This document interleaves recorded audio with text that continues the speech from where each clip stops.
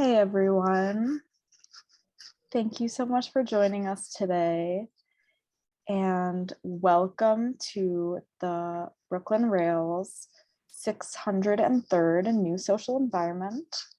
I'm Eleanor, the Programs Associate here at the Rail, and I have the pleasure and privilege of being your MC today for a conversation featuring Wurtz and Jessica Holmes. We're also thrilled to welcome poet Amanda Monti here to close today's program. Before we get started, Brooklyn Rail acknowledges Black Lives Matter. Here in New York, we are on Lenape-Hoking, the unceded land and waters of the Wappinger, Canarsie, Munsee, and Lenni Lenape people of the Delaware Nation and Shinnecock Indian Nation. We encourage you to check the chat for a document of living resources and actions. The Brooklyn Rail would also like to thank the Terra Foundation for sponsoring our NSE program and making these conversations possible and for their support of our growing archive. You can view today's event and the rest of our archive on the Rail's YouTube channel. And now to introduce today's guest and host. Wurtz lives and works in New York. He opened a major solo exhibition, This Has No Name, at the Institute of Contemporary Art in 2018, while simultaneously presenting his first public commission, Kitchen Trees, through the New York City Public Art Fund. In 2015, he was the subject of a retrospective at BALTIC Centre for Contemporary Art in the UK, among other solo exhibitions. His work has been included in group exhibitions at MoMA PS1 and many other amazing museums. Jessica Holmes' writing features regularly in Bomb, Hyperallergic, and the Brooklyn Rail, where she edits the ArTonic column. Recent exhibition catalog contributions include Judith Braun, My Pleasure, among a bunch of others. And she previously served as editor-in-chief of the arts publication Degree Critical. For nearly 2 decades, she worked for the Calder Foundation, including 6 years as its deputy director. Thank you so much to both of you for joining us today, and congratulations be on your show. I'm so excited to turn the mic over to Jessica. Thank you. Great.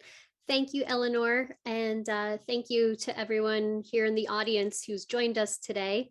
And yes, thank you, and I echo those congratulations, B, on your show, currently up at Garth Greenan Gallery. I thought we'd get started just talking about the show generally, since it is your first gallery show there, I believe. Is that right? Yeah, yes, it's my new gallery. Yep. Great. Yeah, so Eleanor, you can begin scrolling through some of the installation slides and we can talk a little bit about it. The show is called Monuments, which the title really struck me since your work is so often described as human scale.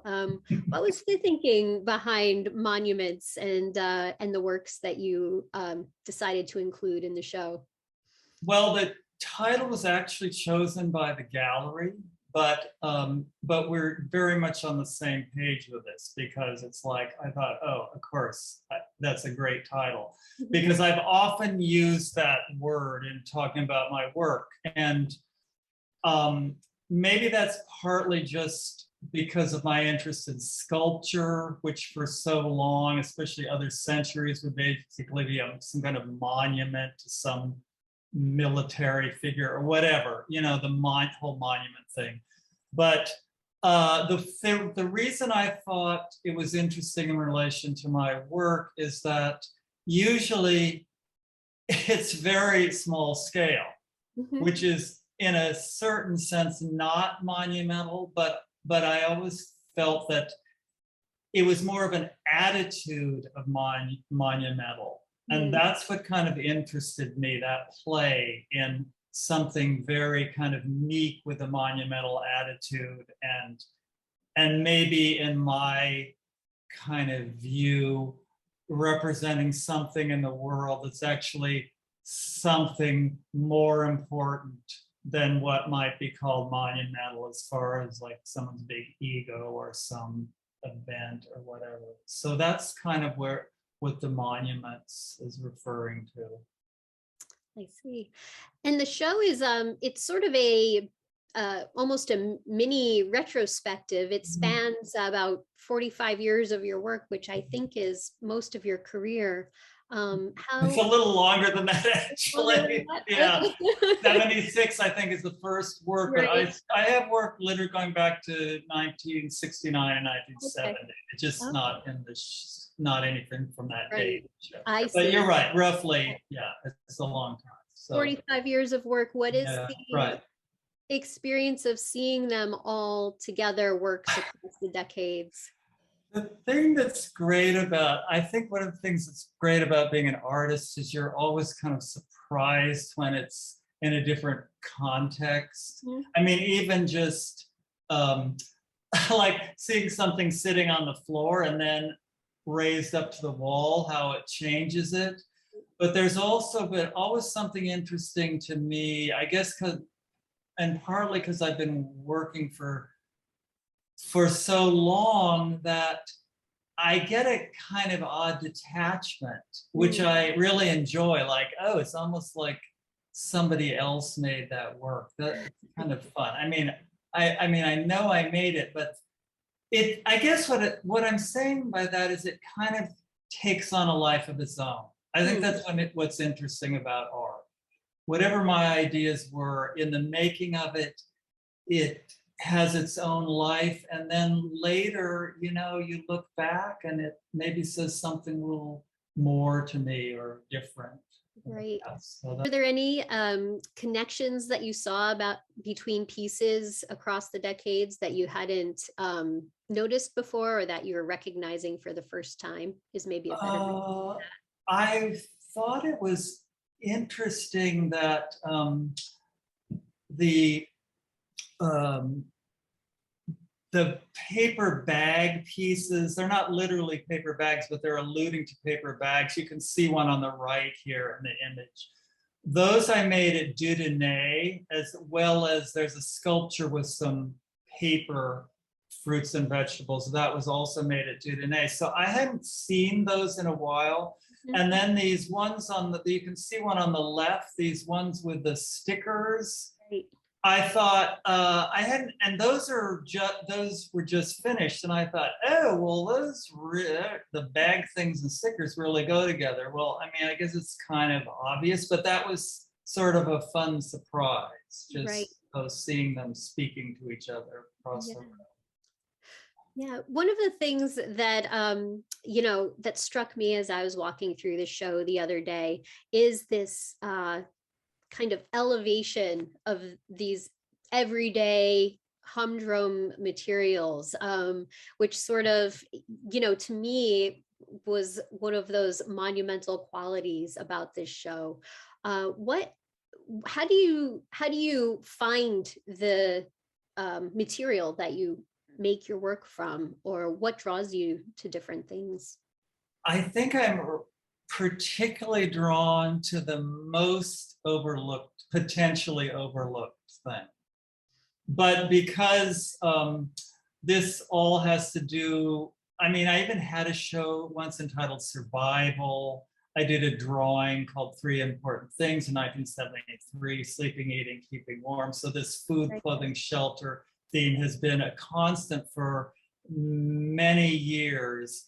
And that interested me in how basic that was to human existence, and that every person in the world that relates to.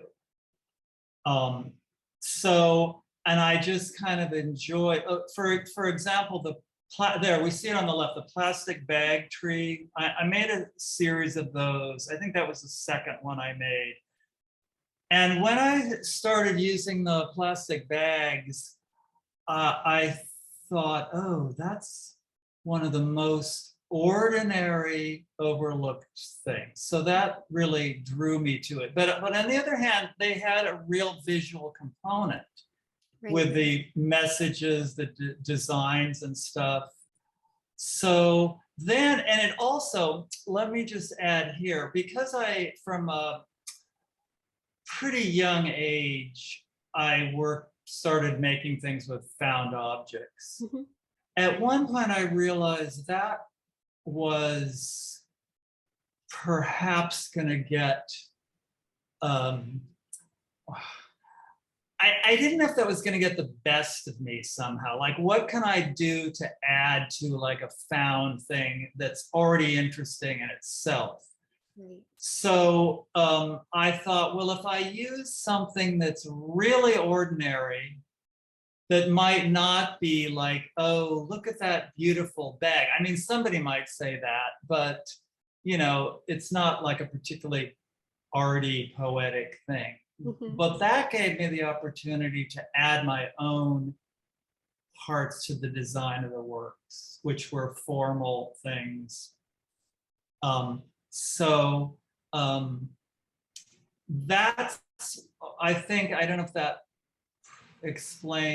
answers your question, but what a little update, what's interesting about the plastic bags is those mean something very different now. And I didn't expect that that historical change. Mhm. I totally accept it as part of the work, but we know that the world is drowning in plastic. I mean, it's a huge crisis, the plastic issue. So the plastic bags mean something in relation to the environment, more even than that. But there's also I mean, supposedly they don't have them in New York. I still see them, but it's a whole different moment in the life of the history of plastic bags, and including with that, the sculpture in the show, a lot of those places do not exist anymore. Right. Yeah, so Eleanor, I think, maybe you can skip ahead to slide 24, which shows the tree, since we're dwelling on it, and we can come back to some of the other things later. But I would like to highlight that sculpture too, because for me, the next one, thank you. yeah. This one was one of the most potent pieces of the show. You know, it also, of course, conjured up for me the idea of, you know, plastic bags and how many of these things have we all singularly thrown away in our lifetimes, let alone collectively. And they're going to outlive us all. I mean, if these are all the original bags, they're already 27 years old. Right? Kind of amazing, right? How little they've changed. It's quite odd. But another thing I was thinking about is that in a way, I found this piece archival, because it captures this design moment of when the work was made. If you know any of the brands that exist on the tree, Duane Reade or Fairway, you can almost track the change in design over the years. Yeah. Do you think of any of these works, this one or any of them, as sort of archival, in that you're saving these things that most people don't even think twice about? I do think of them as archival, and I've also I've hoarded an enormous amount of those bags that are in my studio that I haven't used, and I thought, well, way in the future, maybe those will end up in a museum, like an archaeology museum, just because I saved them. But I find myself even now thinking, it's interesting you mentioned like the idea of archiving, because I made some works recently, like some very minimal works where I just took like a bread bag and tied it with thread, like upside down onto a colored piece of paper. And I thought, well, there's something really extremely minimal about that gesture. And yet it is a kind of archive. I thought, well, that's something that I chose to set aside at this moment. And maybe way in the future, most of the rest were thrown out, and someone would say, oh, well, there's what a plastic bag looked like from 2022. So I totally agree with that concept, what you're suggesting. And similarly, if we go back to, let's see, the paper bags, which, as you mentioned, aren't really paper bags. Right. I call them about paper bags. Right. They are made of brown paper. And every image on there, except for my name and date, is literally scanned from a real bag. They certainly weren't all on one bag, but every one of those is a real thing from life. The brand names and the people inspecting the bags and all that. Right. And I thought it was telling too, looking at the bags in relation to the fruit sticker pieces from this year. And in some way it ties back to the plastic bags. It's almost these markers that you're finding almost are trying to communicate a value system that we find important. For example, saying sustainable forestry initiative, or in the fruit stickers, Right. Every fruit sticker proclaims, where the food comes from. That's something that really struck me, how much we say about ourselves in these little markers. It's true. And okay, I was just about to use a pun. I was going to say what a mixed bag it is, though, because they're saying recyclable, reusable, which is a great thing. But then we have this problem of how much stuff actually gets recycled. And also there's a thing called greenwashing. I think you've heard of that, where, we're a good corporation. Right. But it's like, well, it's easy to say that. Right. Maybe it's not really true. But I also, okay, let me just throw this in because I think this is related to this. While I personally am very involved in environmental issues, I don't think that's the subject of my art. I think it can't help but be a subtext of it.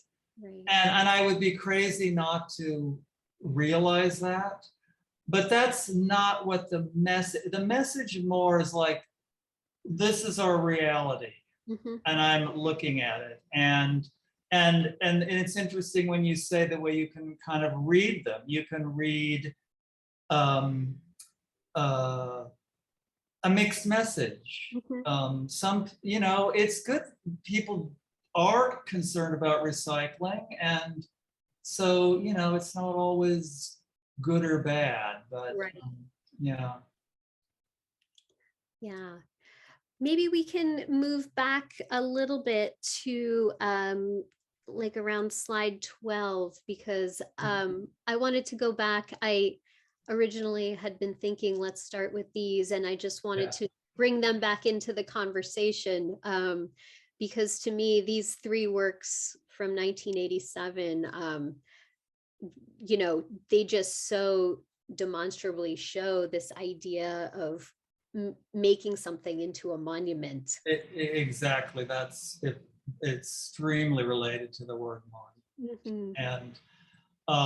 So I did make a series of those works in the 80s, beginning, I think the first was maybe 84 or something like that. I've always been interested in architecture. I'm trying to think, I actually remember the very first one.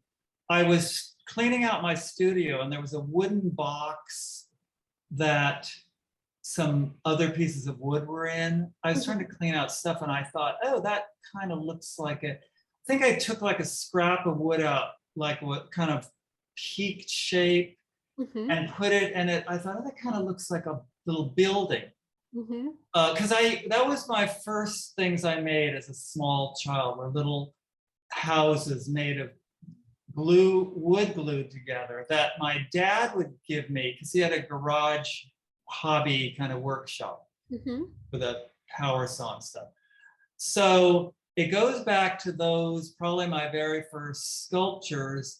And I thought, well, there's a building. And somehow I got this idea, what if I photograph that, looking up at it as if it were very large, large scale, monumental.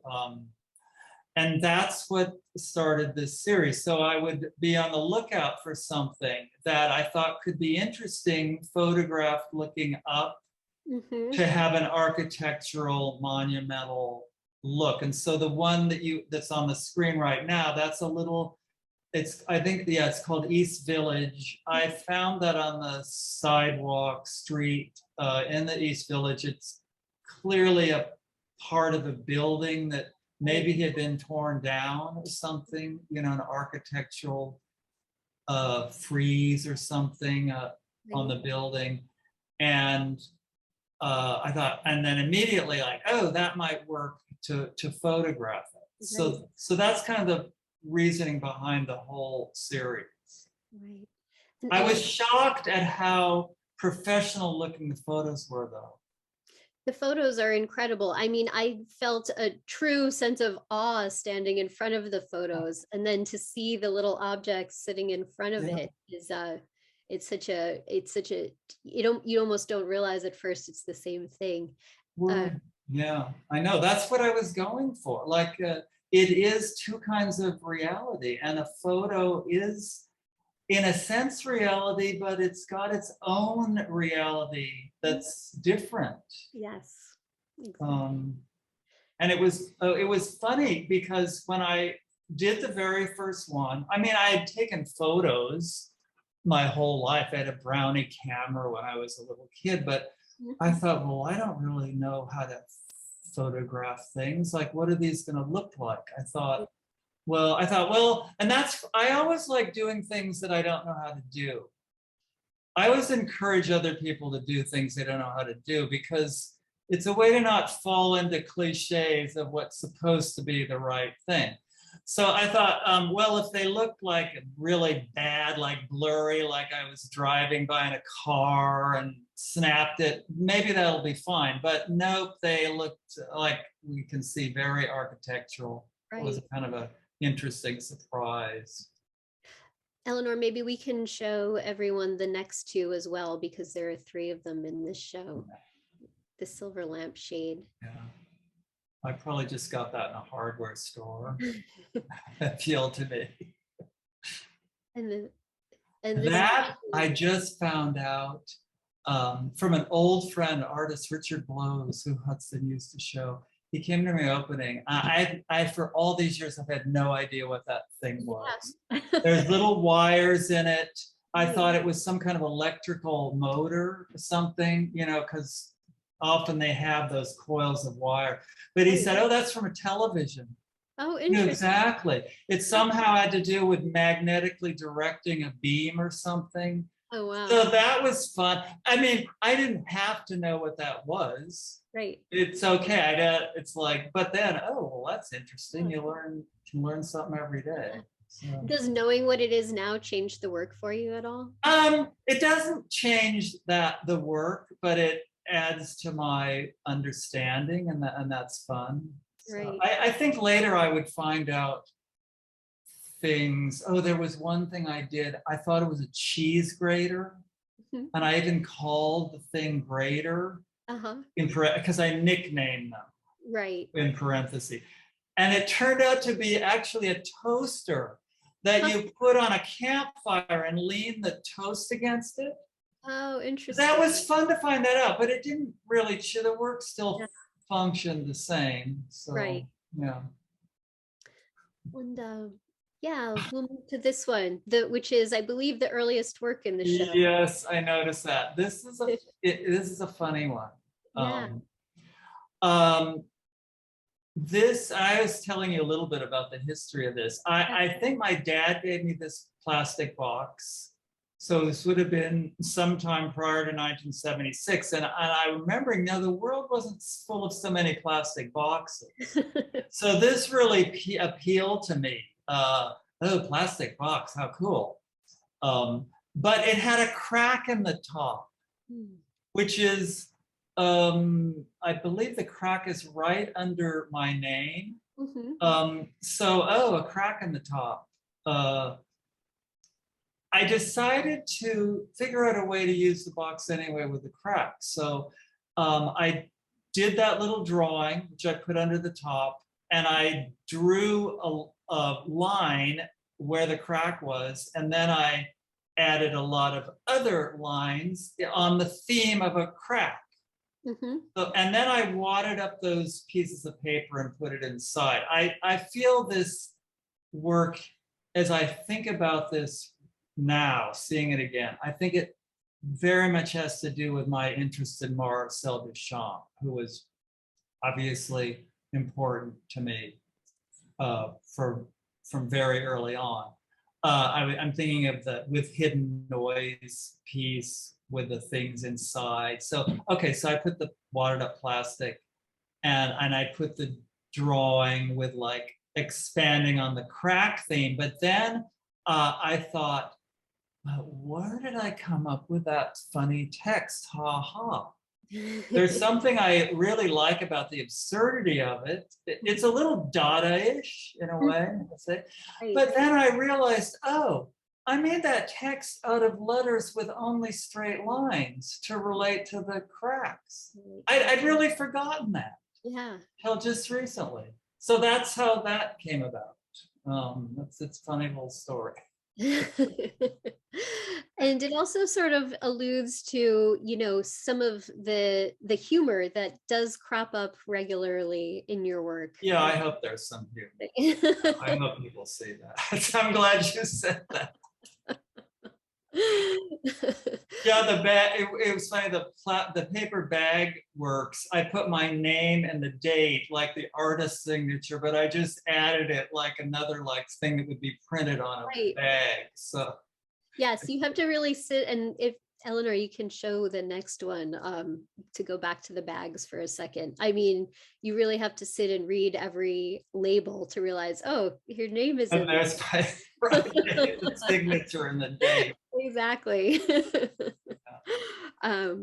Let's see, we can maybe skip up to, oh, you know, if we could go to slide 27. I think that's another piece on the earlier side in this show that is, you know, shows a lot of like emerging here, a lot of these themes that we've been talking about, the archival nature of this work. Maybe you could talk a little bit about this one. These works, there was a series of these works, and I had a friend who I met in undergraduate university at UC Santa Barbara, who's still a friend, kind of reconnected with him. And he used to work for an advertising agency. And actually, he did some pretty important, like Volkswagen, the copy for Volkswagen billboards and ads. So they were quite clever in the, would have been like the 70s. And no one would probably know this now, but there were kind of humorous, interesting ads. But anyway, he gave me stuff that was being thrown out at the ad agency, including a lot of these images, which I really like because you can see that like there's a backdrop paper and like things sticking from the side. And also they would write on the sleeve like reshoot. This wasn't going to work for whatever they were doing. Right. So again, I thought they were. It's very much what you said about the archiving stuff. I thought they were interesting artifacts, just objects like photography, but a weird sort of tangential photography that was only in service to something else. But as objects, I liked them, including the plastic sleeve and everything. They're related to some earlier works I did in the 70s where I would just take like a food wrapper that I liked. And I thought, what's a way to present these in kind of an educational way? Where I don't, because with all my found objects, they are what they are. Right. I never think they change, their nature doesn't change by becoming part of my art. Their nature is part of the art, which has kind of gone further.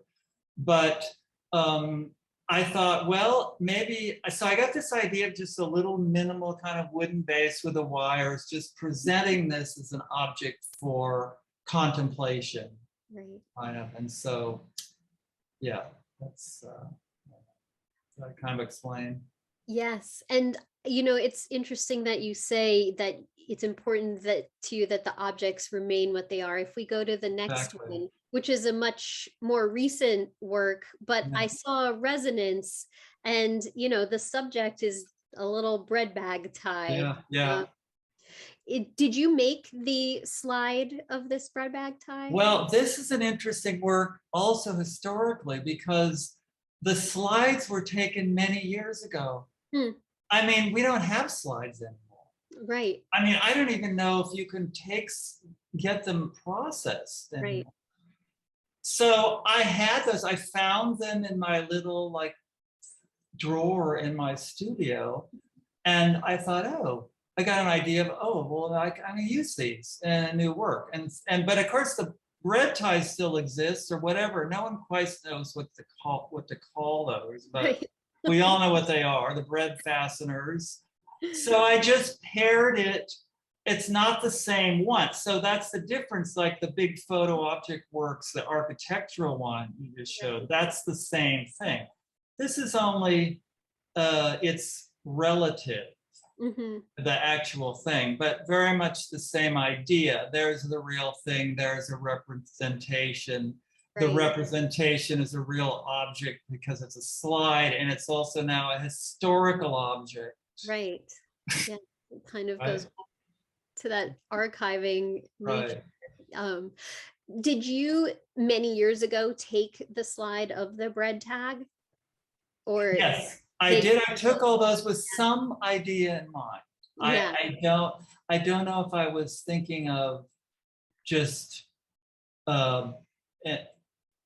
but then that's an interesting question, because I didn't like the photo object pieces. I had a Nickermat camera that was black and white film, but I didn't take slide film. I took like regular negatives. So I'm thinking, well, if I were just going to blow that up as an image, why did I take it as a slide? Right. So it's a mystery why I did it. Right. Yeah. But it does make me think of the things that you're choosing and that we all choose to to preserve, and in some way to create a monument of a little bread tag seems like an innocuous object. I do have these memories of when I make these decisions to use that kind of object. So clearly, I mean, I eat a lot of bread. How many times? I think one time I just looked, I thought, well, there's that little thing I see all the time. That I would throw it out like everyone else. And that's like, oh, no, I think I shouldn't throw that out. I think I should use that. Right. And it's very humbleness and nothingness that appealed to me. Yes. But it's also an interesting human invention. Just the whole design of that thing, Right. So it's got a lot of subject matter to it. Yeah. No, it's true. I mean, it's an ingenious little creation that nobody ever thinks about. I don't know. I thought the idea of elevating it in this way was special in this work. Maybe we could move to number 29, slide 29, Eleanor, which maybe in some way relates. This is the work that you encounter first walking into the show. It hangs alone. And it seems like to me, there was a lot going on here. I kind of think there was a lot going on there. That was an interesting series of works. I really like those produce sections of the supermarket newspaper things. I like that they're so weirdly timeless. I don't go for the product stuff. I go for the images of the fruits and vegetables because I always think, well, it could be like the 1950s and they would have looked like that. So I got interested in using those and I started collaging. I started using those to collage into larger works, which weren't doing it for me. I really like work that ends up in trouble. Right. There's something wrong with it. And I always think, well, there's my opportunity. Nope, do not throw that out. Let's think of something else to do with it. So I remember thinking, well, these big ones don't work. So I just started cutting them up. I didn't know where that was going to go. Then I got this idea to kind of string this vertical sort of this sentence. I think I started out with the days of the week. I would make one, would have the day, and then I quickly ran out of the days of the week. Then I started adding times. There's something, I'm always interested in the subject of time. And also there's a date stamp on that yogurt lid. Yes. So, but while I was working on this, you know, stringing this little, what I call this kind of little vertical sentence, I thought, oh, it needs some circular element. I mean, we're talking just formal concerns here. I'm really interested in formal stuff besides the conceptual. And I thought, oh, well, I could use yogurt lids. That was the first time I started using just a yogurt lid. I mean, the bottom one's like just the color or the green. But I thought, oh, that's kind of extreme. A yogurt lid, that's not like something I would award like the highest design honors to.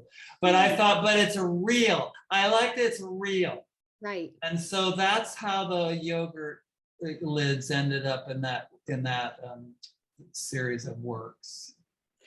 And the time marker that you've written or painted on, is that significant to the piece in a certain way? Completely arbitrary.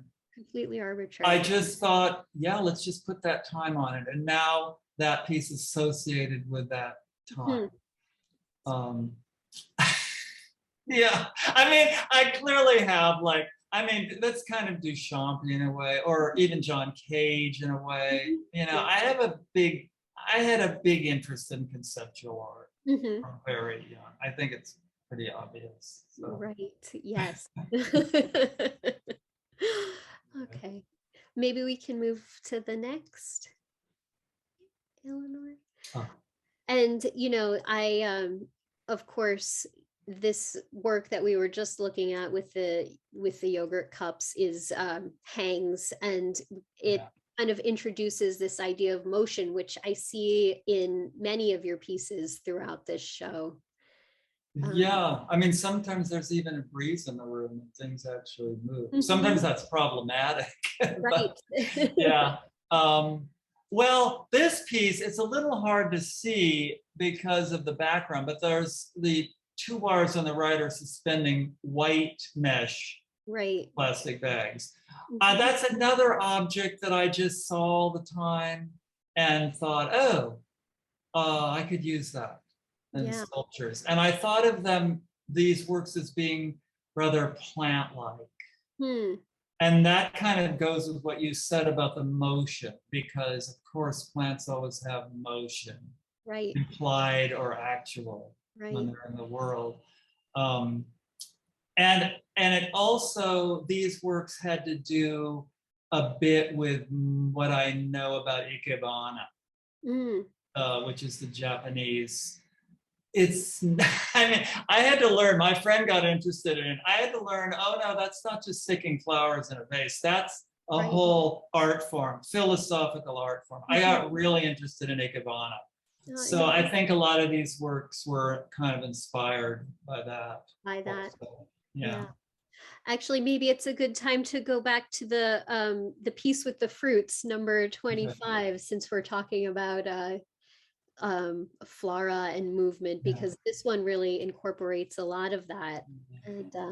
And you were telling me about a little bit about how the fruits were made. Right, this was made at Dieudonné also. Now it has the real plastic bag at the top, but this is what's great about a collaborative project, like with what I did at Dieudonné. It was a truly inspiring collaboration. That's not what I normally do. I work by myself. Right. But, oh, and we talked about that with Calder too. He worked by himself, but when he had to make the big ones, he had to collaborate. That's the outdoor ones, right? Yeah, that's so anyway, so I think, I don't remember if this was done, I think it was done before I did the Public Art Fund pieces, which also had, so they had plastic fruits and vegetables. These paper fruits and vegetables, we actually, there's a Public Art Fund. So those are actual plastic fruits and vegetables that are coming out of those pots and pans. And we coated them with UV predictive varnish. Like, it was really fun working with Public Art Fund, how to collaborate on this and have it still be my work. I was very adamant that you see the nuts and bolts and stuff. I didn't want it to get too slick, refined, but I was really pleased with how that turned out. Another truly great collaboration with that. Right. But go ahead. Oh, I was going to say too, and also like a real foray into much larger scale work, which kind of ties into this show a little bit. Right? Yeah, I generally like to work really small, but once in a while I think, oh, but let's mix it up a little. Let's make something bigger. Right. But the bigger things usually will always have small details. So, and I like a challenge too. Like when Dan Palmer invited me to submit a proposal to the Public Art Fund, I thought, well, that's crazy. I don't make big work. But then it's like, oh, God, that's a challenge. What an honor and what a challenge. Like, let's think about that. And then I came up with something I really liked. But back to the Dieudonné one, that was also all those fruits and vegetables, we put paper around plastic fruits and vegetables and added the coloring that you do when you're tinting paper pulp, painted it on. And it was interesting because at the opening, a lot of people were kind of baffled by what they were. Oh, are those found things? Right. But no, we made them. And I remember it was a process where they had to be, I think they had to be sliced in so they could be removed. So there's no longer the plastic objects inside. And then I think they were resealed. I see. And so that's how that came about. Yeah. It's beautiful. And then the next one, Eleanor. There's just kind of, that's kind of a monument to that plastic bag. Yes. Yeah. A friend gave me the wooden things on the bottom. I thought you'd like these. I have such great friends that give me stuff, and often I end up using them. Yeah. So I thought it was interesting with those that, there's those bags that are flat, and then there's the Ace Hardware, and boy, I go to hardware stores a lot. That's more like meant to be in the round kind of. Right. So, and also I thought, well, God, that pink and the blue are so beautiful. Yeah. And then I thought, oh, well, and then it's the Brooklyn Museum. I thought, well, there's like, I'm not really interested in making art about art, but I thought, well, there's a little reference to art in there too. But also I just like, it's a pretty cool looking design too. Yes. So that's also, again, about very ordinary stuff, but with a very deliberate decision formally about what I thought was beautiful. Yes, I thought it was such a contrast to look at this one in comparison to the tree of plastic bags, which is so, you know, flowing and blowsy, and this one, Right, a different result, but right, right, with the same same participants. right. Yeah. And maybe we can move on to like around slide 35, Eleanor. There's like a series of, you know, you were mentioning, or if you go back a few, Oh, yeah. okay. Yeah, you had mentioned briefly Calder before, and there is something very Calder-esque about these. Clearly one of my influences. Yeah. I actually loved Calder as a small child, and I went to UC Berkeley. Here's an interesting lesson. It was my first art class, and I made this kind of mobile with plastic things I cut out. The teacher said, well, that's really like a Calder work. I mean, it's a kind of embarrassing, but I was very young. I mean, I was just out of high school. Right. I thought, oh, yes, a mobile isn't like a flower that just exists in the world. Somebody invented that. Right. So what was actually great about that experience was I went back and I made this strange kind of boxy thing that also hung with pieces of plastic, and God, the teacher loved it. Yeah. He said, oh my God, you really did something.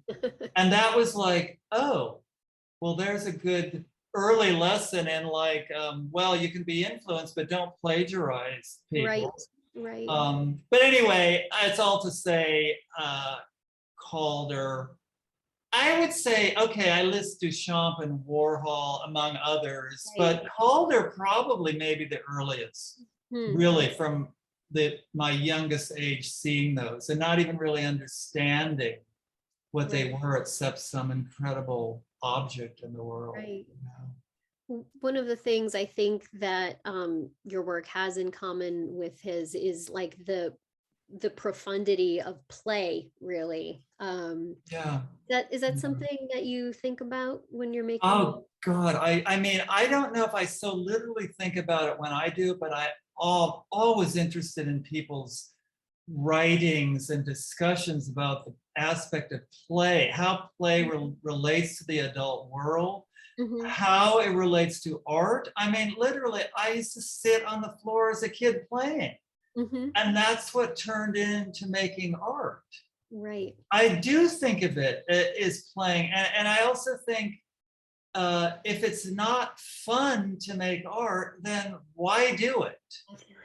I mean, at least somewhat fun. I mean, sometimes it has a bit more of a serious, and that's fine. But if it's not also fun, why do it?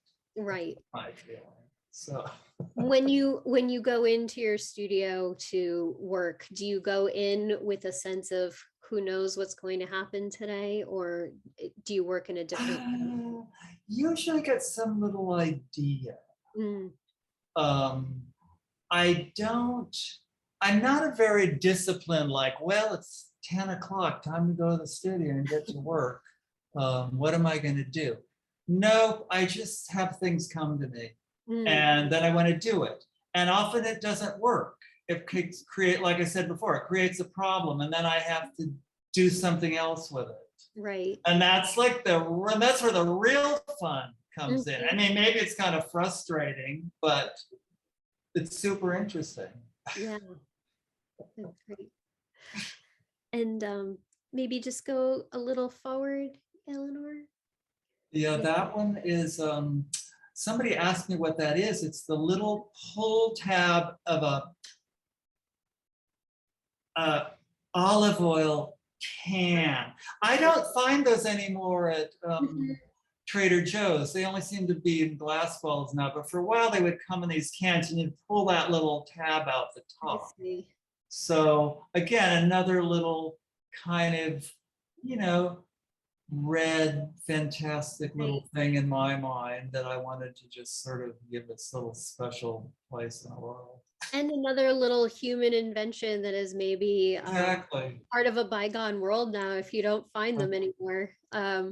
You know, I'm that sure they adds, exist, but yeah, it adds a dimension to this because, you know, this work quite obviously moves. And I think that all ties back to what you were saying earlier about time and how, in a way, these works are kind of time-based because they're never yeah, yeah. exactly the same, you know. I mean, it's interesting that I did a lot of works using the subject of time, but nowadays, as I get older and I'm in the world longer, I get more and more aware of time, how things change and come and go and or disappear. Yeah, completely disappear. Right. Yeah. Maybe it's interesting to look at the red record in relation to that. Yeah. Now those works, this is, I was making these works when we lived in Los Angeles. And I would go to thrift store. My wife Anne was into thrift store. I met her at Cal Arts, and I always thought, oh, a thrift store, that's the most gross thing you could do, like go into a thrift store. But boy, she changed my mind. You go in, you find incredible. Well, now of course they're sadly disappearing. There's no cool stuff in thrift stores. I guess it all goes on eBay or whatever, or trashed. I don't know. I just saw something about kind of the decline of thrift stores. But anyway, I would find these colored vinyl records in thrift stores, and I just, well, I like that there's music on there. I'm certainly interested in music, but it was never my intention to play those records. They were physical, visual objects to me. And so that's how I treated them in the sculptures I made. And especially this particular configuration, it seemed like a kind of a gong. Like if that were a big metal thing, you'd hit it and it would make a big gong sound. Right. I mean, not that it's going to happen, but to me, it kind of alluded to that. Right. It was just an object that I loved. Nowadays, it's more of a thing to have colored vinyl records. Yeah. But back then, the ones you'd get in the record stores, they were never colored. It was always these older ones. So, right. So now that's interestingly not such a rare thing. But I still like those works. So. Yeah. And Eleanor, the next one, who is rich and who is poor, is looks very different from what we were just seeing. Yeah, that one. Now, God, that I don't usually title my work, but once in a while I do, and I thought that was somehow an interesting metaphor, like, like if those two blobs, which are the same thing, they're just cement blobs. Right. If the one on the right is some person who thinks he's more important, maybe made a lot of money doing something, maybe made a lot of money in a not very honorable way. I'm not against money, but sometimes I really, not thrilled with how people or think the importance of money. So I thought, well, they're just two blobs, but the one's like put himself up on a little pedestal. That was the kind of idea. If no one knows that, I'm telling you that just because that's the history of how I made it. But I prefer, okay, I presented that object with that title. I'm kind of more interested in how someone might interpret that. It might mean something else to somebody, No, one of the things that as I was walking through this exhibition the other day that kept coming back to me is what we choose to memorialize, to make a monument. And I think in so many little moments throughout the show, you get a sense of that, even in this one with a blob on a pedestal versus one not. I agree, and it's also made a monument about that flexible, or whatever that it's called. I don't know what the term is, but I think you run electric through that. It's a Right. flexible, yeah, we all know what those metal things, we've all seen. So in a way, it's a monument to that, in spite of all the stuff I just told. Oh, I probably was holding that thing, I found it maybe. Oh, that's such a cool looking item. I was trying to look at it differently, like I'd never seen it before. Yeah. You know? And so now it has these little bases. Right. You know, cement bases. Yes, and becomes something completely different. Right. Yeah. But the same also. It Right. is what it is. Yeah. But you're looking at it, maybe you're right, it is what it is, but all of a sudden you're examining it in a Right. different Hopefully way. it looks a little different.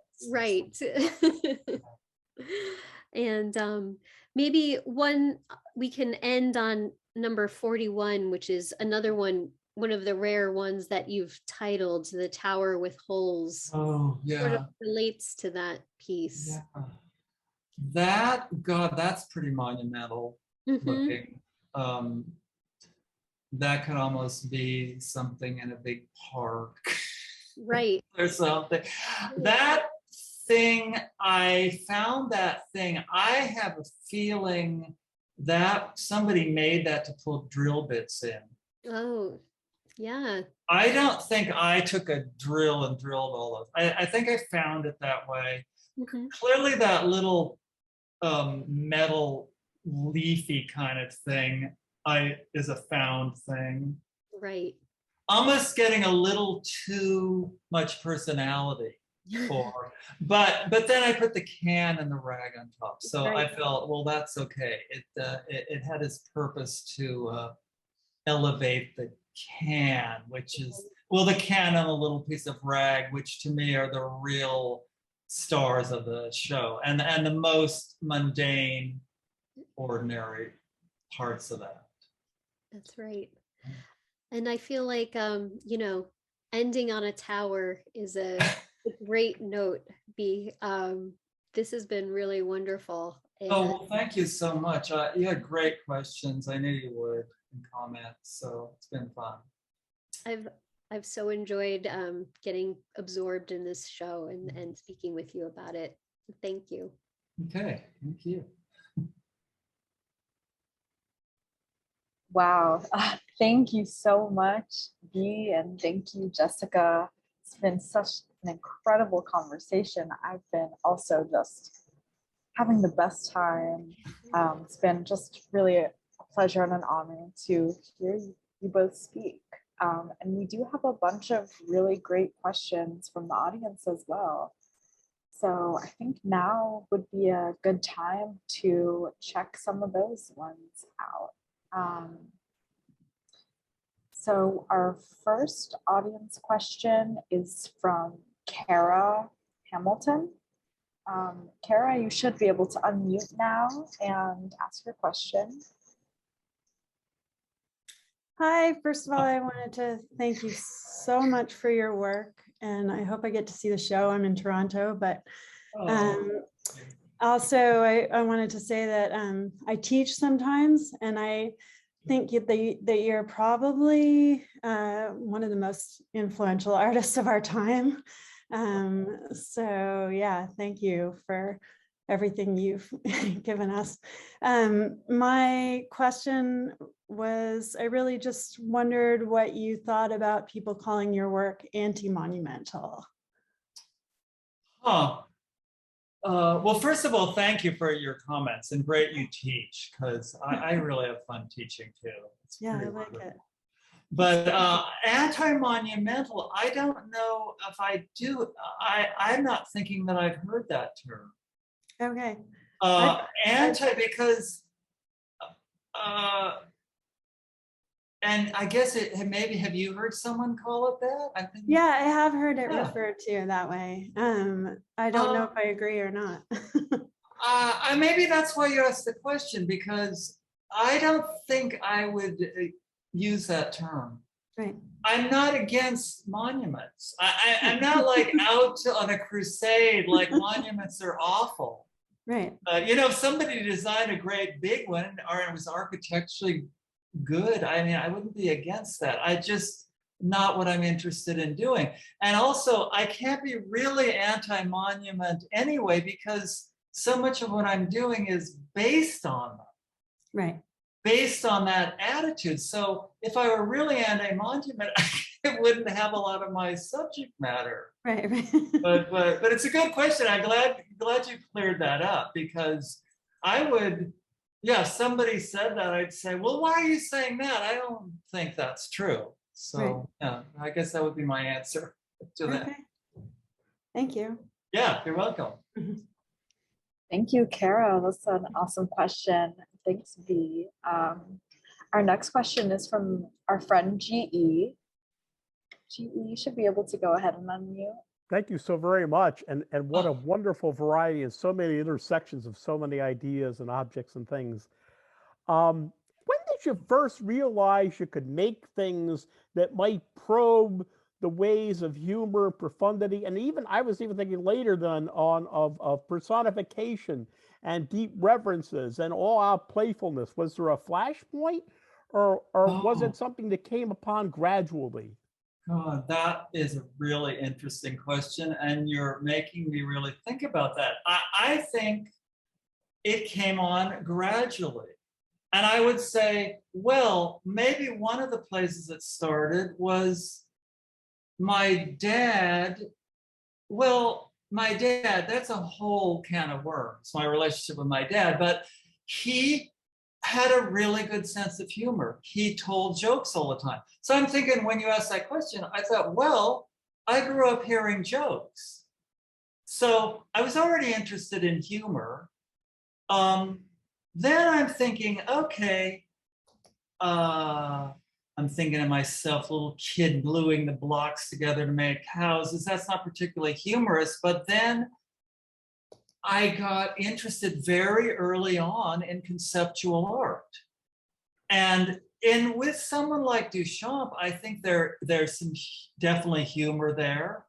So I mean, it's an interesting question, because I see this just sort of something that kind of built up along the way. But I think very much I'm a person who likes humor. I am. I still, I'm always thinking, why don't people have jokes like they used to years ago? But so I'm always ready for a good joke. And I enjoy humor. So I think I would say just the kind of gradual building up, but I like that you made me go back and think about where it came from. I think it helped to have a father who had a sense of humor. I'd say it's probably what started it. Well, it certainly adds a connectiveness for us to get into it. I mean, it's like a attraction beam. It's wonderful. Thank you. Yeah. Oh, well, yeah. Thank you. I mean, I do hope there's people see humor. I'm not just making art only about humor, but I really want it to be there. I feel it. Sometimes you can get to things with humor that you can't other ways. So yeah, good question. Thank you. Thank you so much. Thanks, GE. That was a great question. Our next question is from Gillies. Sorry if I'm butchering, but please go ahead and unmute and feel free to correct me. It's actually Jill. Hi, Jill. Hi, everybody. To preface my question, I wanted to say that I often think of monuments as very impersonal objects. So my question is sort of on the topic of memory. And did you initially start saving these objects for yourself, as in to remember, or for others, as in to memorialize? And I was thinking specifically of this work here, the aspects of my lunch, yes. An early piece of yours, where you saved the wrappers from a lunch I think you said your mom made for you. Yes. And I thought that as an early piece, it sort of gets a lot of these Wurtz sort of tropes started. And it's not to say that they can't do both things at once, that they can't be both personal and for an audience, but I'm always struck by how personal and sensitive your work seems, and yet also monumental. So I just was wondering if you had any thoughts about it. I think that's a really good question, and it's very interesting you showed that work, because that is doing both. I mean, in a way, there's a lot of my work I described as, yes, there's a food, clothing, shelter, ordinary object thing, and certainly the monument thing. But I also describe that it having a psychological bent to it, and often psychological about me as a person. And that is an interesting example, because that was about me. That was very much personalizing. That wasn't just saving something in the world that had been, thrown out. That was a very personal memory. And yet it's also combining those little plastic bread bags and the twist ties, which are very much the materials of what we're calling the little monuments, or the little monument-like things. God,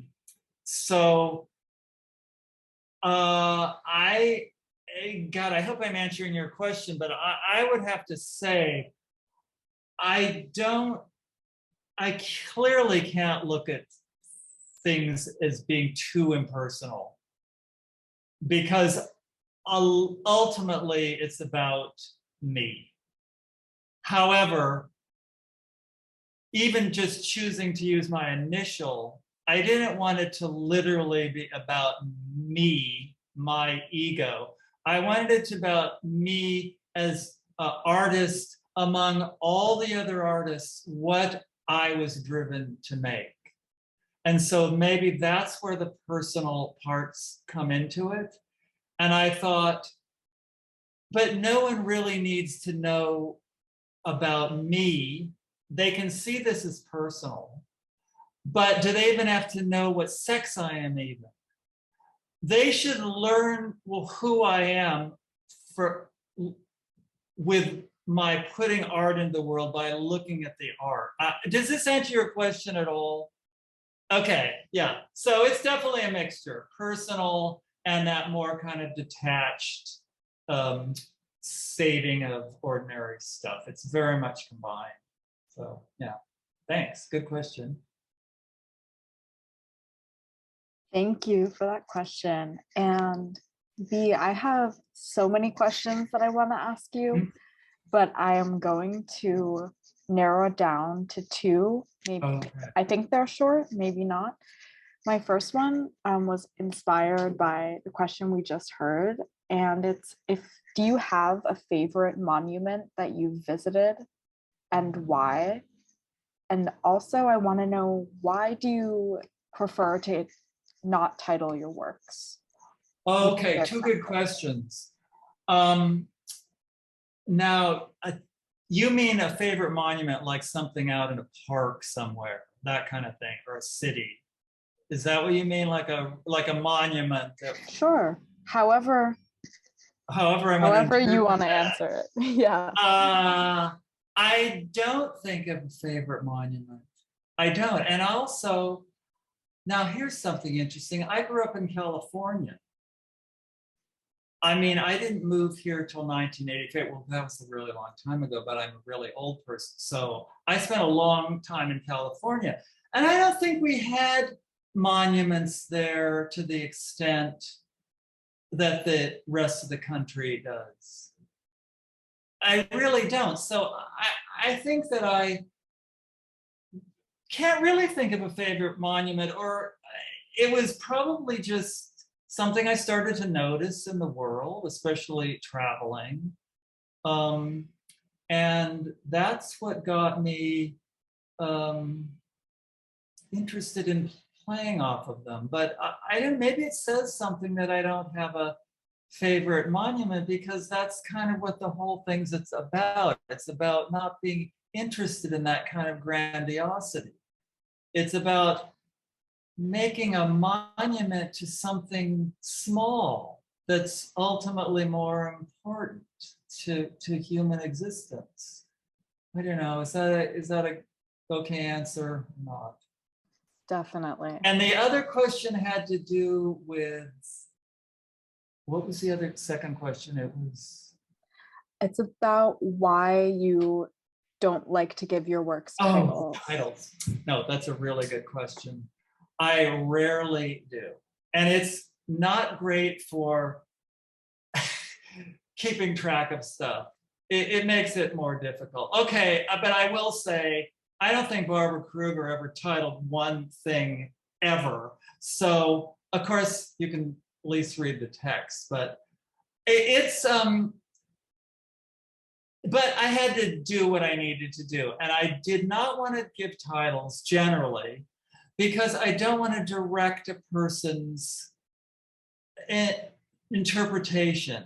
I don't want to direct them to think, oh, well, that's what this means. I'm more interested in what other people see and what they think it means. Now, that doesn't take away from me having fun making it and for whatever reason, but once it's made, I feel like it goes out into the world and it's for other people to look at. So I don't want to interfere with that. I don't want to tell them what it means. I'd rather hear people say what it means to them. And a lot of times people say things that I just never thought of.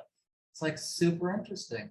So yeah, that would be my answer to that. I just don't like to direct. Once in a while I do. Now that's probably the second part to that question. Well, why do I give titles once in a while? I guess it's because it's good to not be too rigid. You know, once in a while, if I give a title and I feel it's not gonna interfere with people's, well, the photo objects, I put them in parentheses, you know, what they are. But as I think about those, I think that's kind of interesting because it still doesn't look like that. They're still going to have to look at it and realize they're seeing something very different in the photo. So, you know, maybe that's an example of why it seemed okay. But even that's not really a title. It's a nickname in parentheses. Yeah, I'm pretty anti-title, so, okay. Thank you so much. Those were perfect answers. Thank you. Our final question will be from our very own Fong. Fong, please take it away. Thank you. Thank you, Eleanor. Hi, Fong. Thank you. Thank you for the lovely conversation and congratulations on the beautiful show. Oh, thank you so much. Great to be part of this too. Yeah. Thanks. No, I'm so happy that you are our guest today. And thank you, Jess, for your moderation.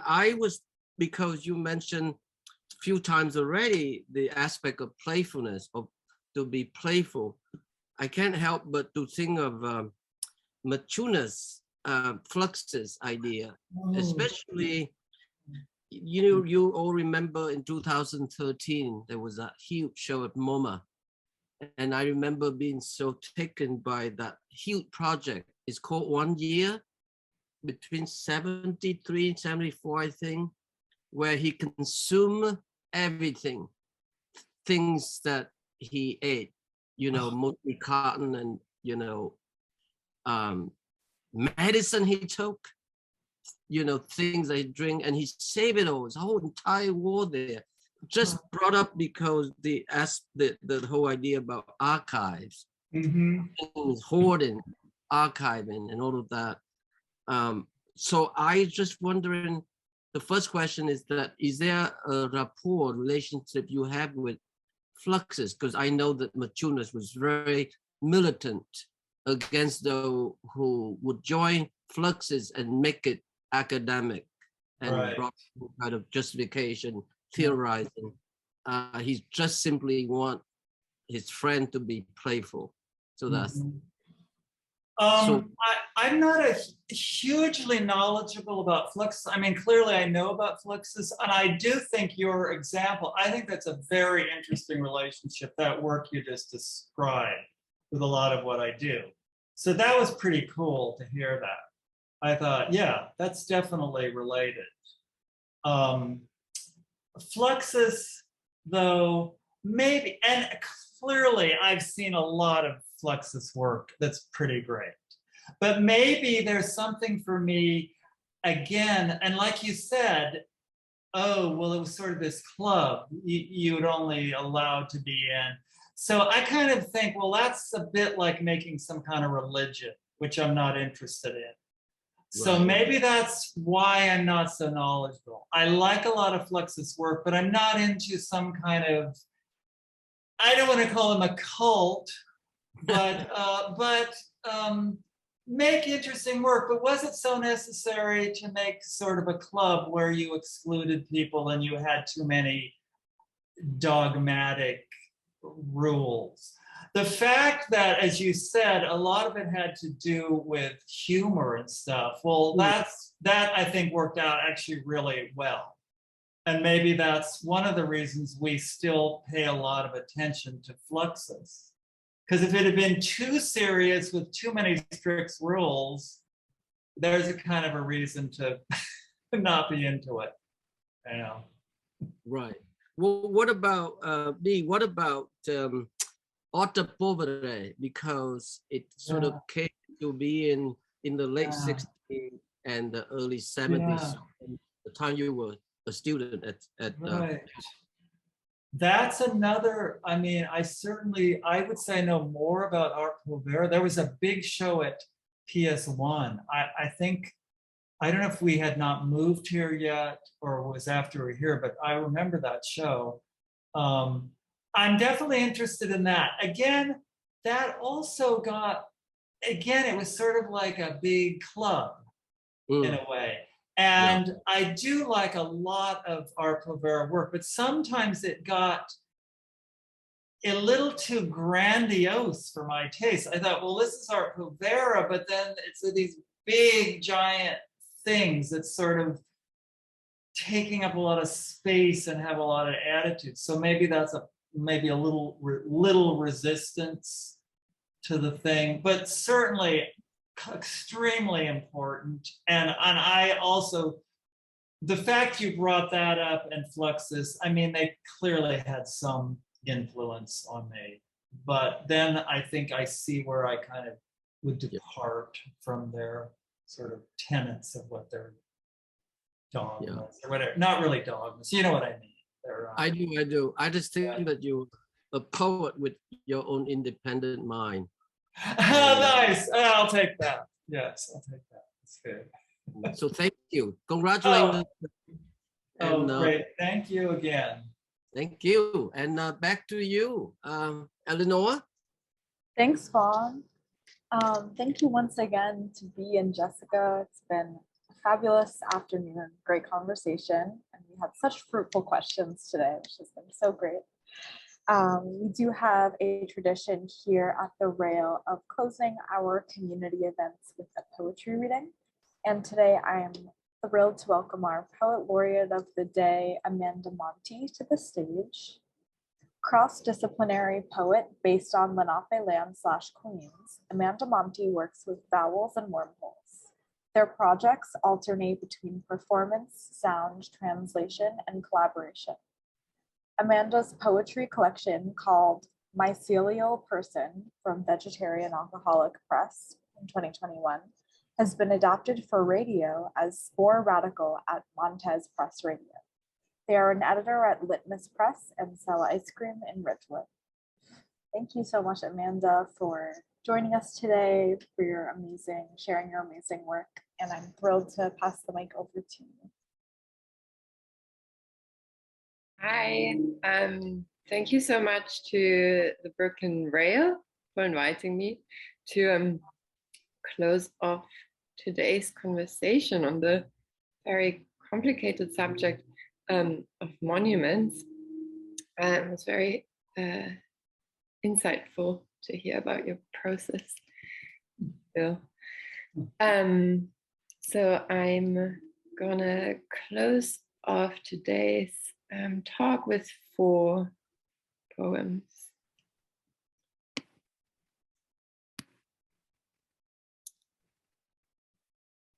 Oh, my love. Oh. Oh. Oh. Uh-oh. Oh.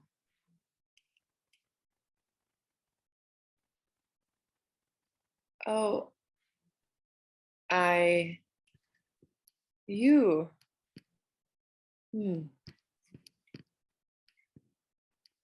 Light is counting the O in my love. Oh, a ghost. Oh, die Gischt, ein Geist, ghastly, a single solitary O wrinkled your brain into a saint's dress. Even touching this shit, I slide down. Skin changes, wind chimes in this corner. Night incures an opening. Let the X's go. God, dog, dig, let them go. Ghosts now, gutes Gesicht, Geschichte mixed up in hormones and blue cream cake. It's been a week, but next week this behavior shall be known as longing. The space between you and I, a meaty, thickened kind of letter, a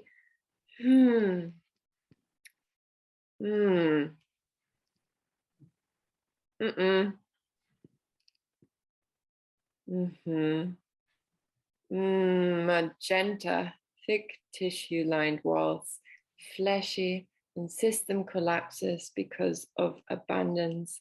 I slip and leave a piece of flesh exposed. Generous night kissed it into the dawn without ever knowing me by my name. The soul moonlight learns to swallow what was hardest in my alphabet, the A, the I, the O, the E, the U.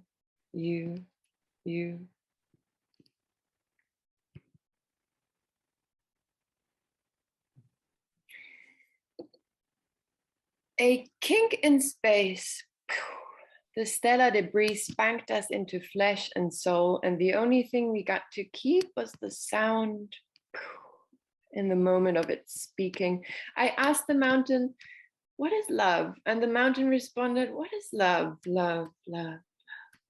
In the morning, I watch your breath thick with cosmology, and in the evening, I wash the star clean of its heartache. Oh, a prayer.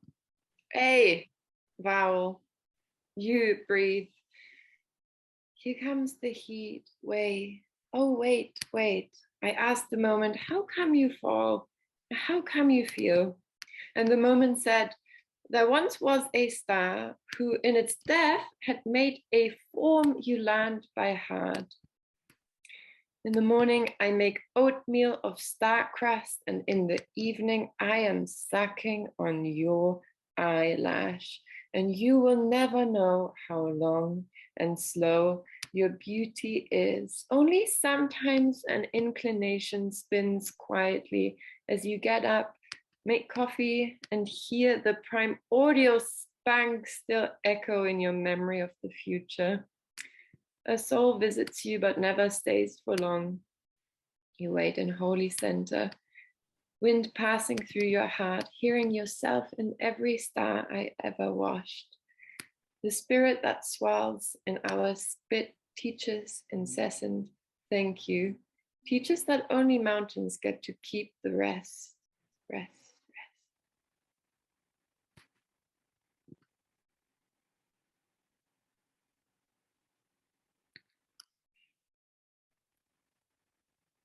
Oh, earthworm, shadow guardian of soil, you can make me whole again.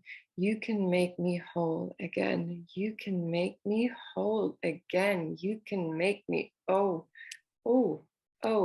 orifice, brontosaurus, sodomite, mucus, muscle memory. Oh, swallow. So saliva pools in its receptacle where wet words form.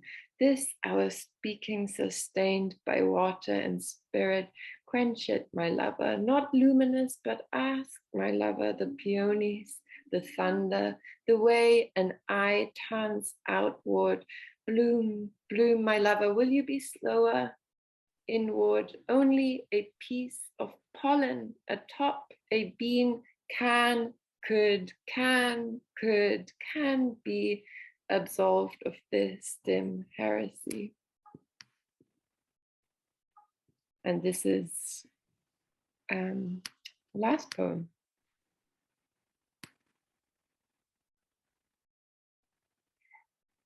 Sugar mammal, slit throat, infinitely tender in your cadence, telling people you love them, selling them ice cream, holding their hands on an airplane, forgetting you're not in heaven, then forgetting you're in heaven, then forgetting nothing, remembering it all, forgetting this is what heaven feels like a manageable sucking, gentle.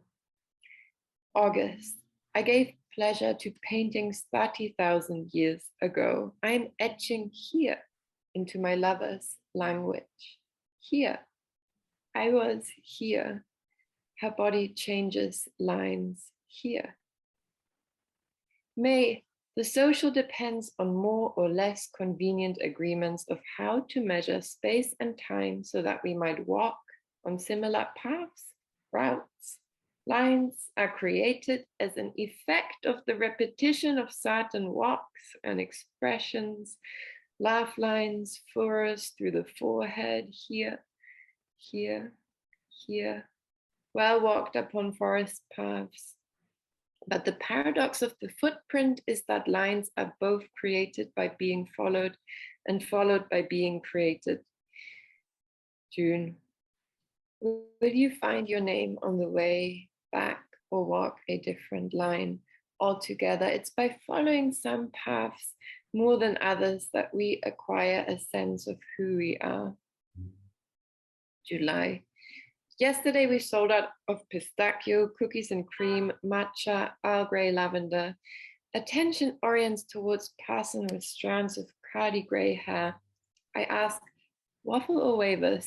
She says she hasn't had wafers in 15 years, proceeds to call the moment Proustian.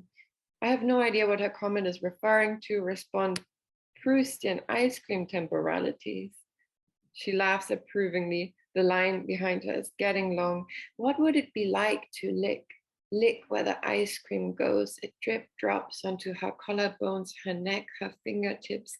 I'd like to suck them gently, make her giggle quick and sticky. It is 100 degrees. She says, what's your name on Venmo? I want to tip you. I say, there's a tip jar right there. She says, but your name? I say, yes, yes, yes. 3 more times. Here. It smells good down here. Would you like a sample? Sugar mammal, open throat. Tethered to the thickest part. Life is full of far and close. Most of all, it's the breezy stuff that keeps you here. Thank you. Wow, that was amazing as well, Amanda. Truly incredible. Thank you so much for closing us out with such an amazing reading this afternoon. And thank you once again to Bea and Jessica. We would also like to thank Julian and the extended team at Garth Green and Gallery for helping to make today's event possible. For the past 22 years, Brooklyn Rail has brought together art, music, dance, film, theater, literature, and thoughtful social and political meditations in our monthly publication and our public events like our daily NSE. Please check the chat for a link to donate to support our writers, editors, and operations here at the Rail. And please join us tomorrow at 1 p.m. for a conversation with Sabine Hornig and Lyle Rexer on the event of Sabine Hornig's show, This Is No Time, at Tanya Benakdar Gallery, and we will conclude tomorrow with a poetry reading by Erica Hodges. Thank you again, Bea and Jessica and Amanda, for such a wonderful afternoon. And you should now be able to unmute and say hello and goodbye as you head out. Thank you, everyone. Thank you, Thank everyone. you. Thank you. Thank you so Thank much, you. everybody. That was amazing. Thanks, Eleanor. Thank you, Bea. Can you hear me or not? Thank you. Okay, Yeah. thank you. It was so fun. I'm Wonderful. really grateful. It was such an honor. Thank you. And it was really fun. Thank Thank you. you so It was much, great Bea. conversation. Really Bea. fun. Thank you. Thank you, Jess. Thank you. Thank you. Thank you. Thank you, Jessica. Thank you, Bea. It was a great Thank you, Bea. conversation. Thank you for the beautiful reading. Yes, it was great. It was amazing. Thank Thank you. Congratulations. And please go to see the show for those of you who haven't seen it. Yes. Okay. Okay. See the show. Congrats. Thanks, Thank you everyone. so much. Thank you. Thank you.